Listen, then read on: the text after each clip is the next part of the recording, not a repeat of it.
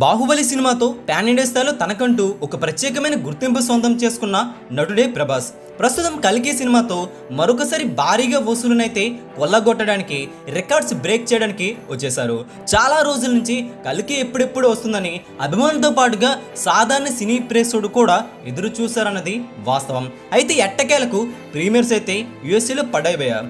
Evening shows నుంచి పడగా ఈ సినిమా ఎలా ఉందని మాట వస్తే ఈ సినిమా కథ గురించి మాట్లాడేసుకుందాం. మహాభారతంలోని క్యారెక్టర్లు బేస్ చేసుకుని నాగాశ్విన్ రాసుకున్న కథ. అయితే పురాణాల్లో శ్రీ మహావిష్ణువు చెప్పిన దాని ప్రకారం ఎప్పుడైతే కలియుగంలో అన్యాయాలు, అక్రమాలు, అరాచకాలు విలయతాండం చేస్తాయో అప్పుడు కల్కి అవతారంలో శ్రీ మహావిష్ణువు వచ్చి దుష్టులందరినీ అంతం చేస్తాడని లైన్తో ఈ సినిమా సాగింది. కలి అనే పాత్రలో కమల్ హాసన్ సృష్టిని నాశనాన్ని కోరుతాడు. ఇక ఆయన చేసిన విపత్తులను భైరవ అంటే ప్రభాస్, కల్కి ఇద్దరూ కలిసి ఎలా ఆపారన్నది ఈ సినిమా మెయిన్ స్టోరీ పాయింట్ గా చెప్పుకోవచ్చు. అయితే ఈ కథతో నాగశ్విన్ బోర్ కొట్టించడంటే అస్సలు లేదని చెప్పాలి. సినిమా ప్రతి 15 నిమిషాలకి కూడా ఒక ఐ ఇచ్చే మూమెంట్ అయితే తప్పనిసరిగా ఉంది.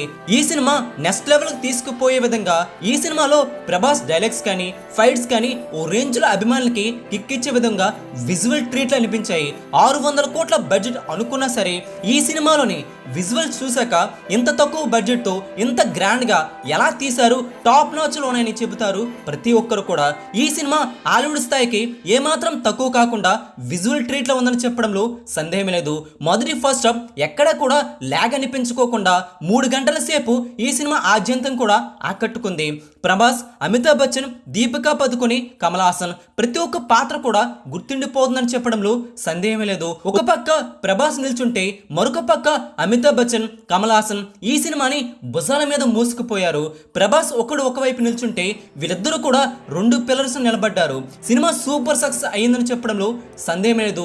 అంతకు మించి సంతోష్ నారాయణ ఇచ్చిన మ్యూజిక్ పట్ల కూడా అభిమానులైతే పండగ చేసుకుంటారు. ఈ సినిమా బీజిఎం కూడా బాగా హెల్ప్ అయింది ఎమోషన్ క్యారీ చేయడానికి. బ్యాక్గ్రౌండ్ స్కోర్ అయితే అద్భుతంగా ఉందని చెప్పాలి. ఈ సినిమా యూఎస్ఏ నుండి కూడా భారీ పాజిటివ్ టాక్ అయితే సొంతం చేసుకుంటుంది. అయితే కల్కి చిత్రం టికెట్స్ ను మీరు కూడా బుక్ చేసుకున్నారా? కింద కామెంట్ చేయండి. ఈ వీడియో అందరికీ తెలిసేలా లైక్ చేయండి, షేర్ కూడా చేసేయండి. ఇలాంటి latest filmy box office updates కోసం తెలుగు సినీ స్టార్ ఛానల్ని సబ్స్క్రైబ్ చేసుకోండి. ప్రభాస్ కల్కి చిత్రం 2898 చిత్రం బాగుందని చెప్పాలి. మరి ఈ వీడియోని అందరికీ తెలిసేలా లైక్ చేయడం మాత్రం మర్చిపోకండి.